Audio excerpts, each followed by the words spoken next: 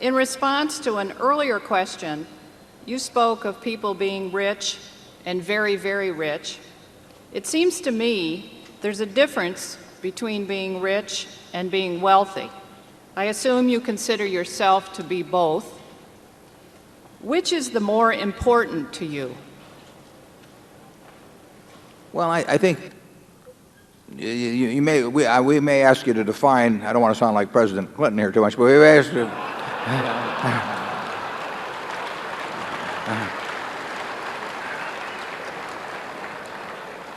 I might want, if you'd really define the rich and wealthy so that I get the distinction, then I think we can give you a better answer on it.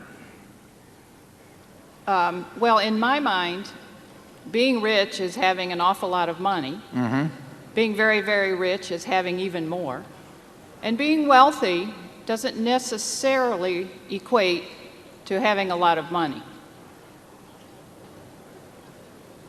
But what does it equate to then? I just want. I think I know what you mean, but I still want you to clear it up before I give you an answer on it.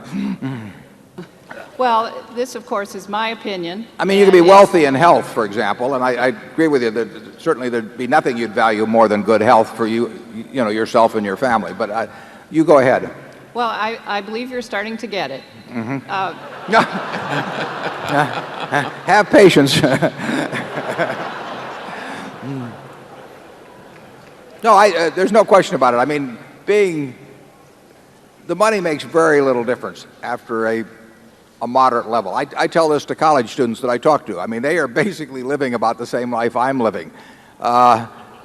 We eat the same foods. I mean, that I can guarantee you. And there's no important difference in our dress. There's no important difference at all in the car we drive. There's no difference in the television set that we sit there and watch the Super Bowl on or anything of the sort. There's really no difference in, they've got air conditioning in summer and I got air conditioning. They got heat in winter. And almost everything, so any importance in daily life, we equate on. The one thing I do is I travel a lot better than they do, net jets.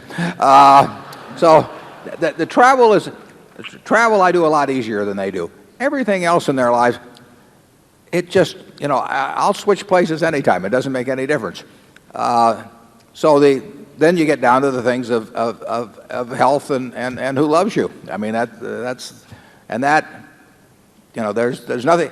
If you have a minimum level of, you want to have enough so that you eat 3 times a day and that you sleep in reasonably comfortable surroundings and so on. But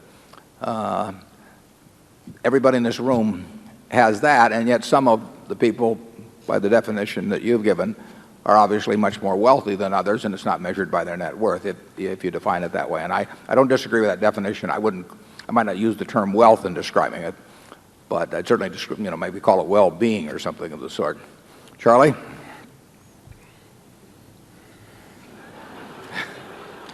He's thinking. Sure, there are a lot of things in life way more important than wealth. All that said, some people do get confused. I play golf with a man. He says, "What good is health? You can't buy money with it."